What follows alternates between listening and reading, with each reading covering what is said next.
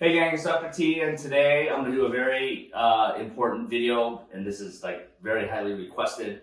A lot of you have been asking about the drains that come along with tummy tuck. So I happen to use tummy tucks, drains with my tummy tucks, and the reason for that is fluid can build up underneath the tummy tuck and affect the results, especially when you do liposuction with the tummy tuck, which I often do. So liposuction does cause more fluid buildup. So I find, in my experience, it's better to have a drain for a few days than it is to avoid it and then have a seroma or fluid collection, okay? So this is the drain. This is called a JP drain. The way it works is there's these little holes. During the surgery, I'll place it underneath the skin, and then the drain will come out, okay, the side of your incision, okay? So you're gonna have one on each side.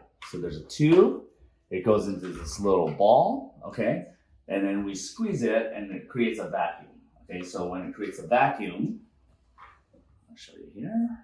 When we squeeze it, it creates a vacuum, and as the ball opens up, the fluid will go out into the ball. When it fills up, you take the little thing off, we empty it, and we squeeze it, and we put it back on again.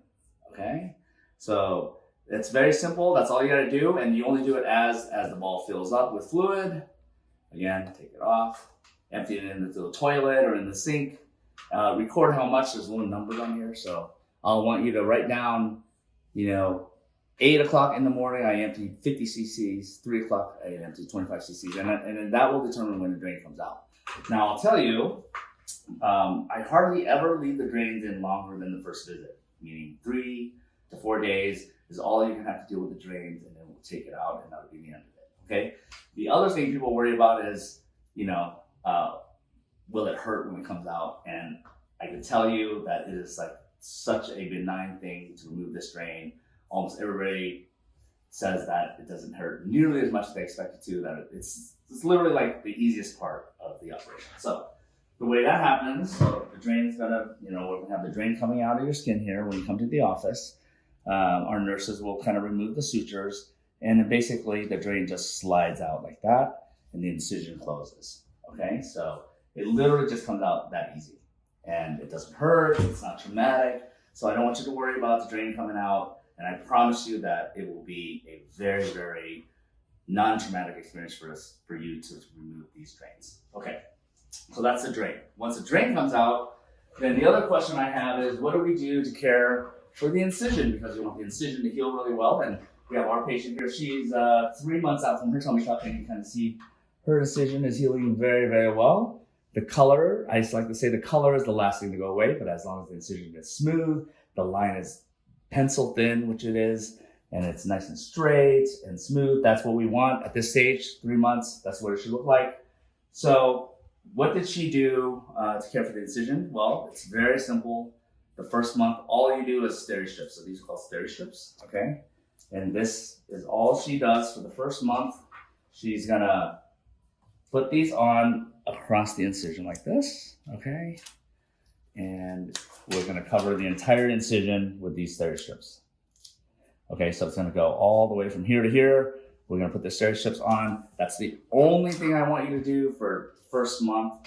Steri-strips, nothing else. No scar cream, no lasers, no injections, nothing but the steri-strips. And what the steri-strips do, first of all, is they're gonna protect the incision, okay? So they're going to protect it from getting infection, getting dirty. You can actually shower with them on, change them every 2 to 3 days. You don't have to change it every day.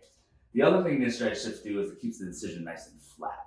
Okay, so it encourages to heal flat, so the incision is not raised, that it doesn't bubble up. Okay, so we don't want that to happen.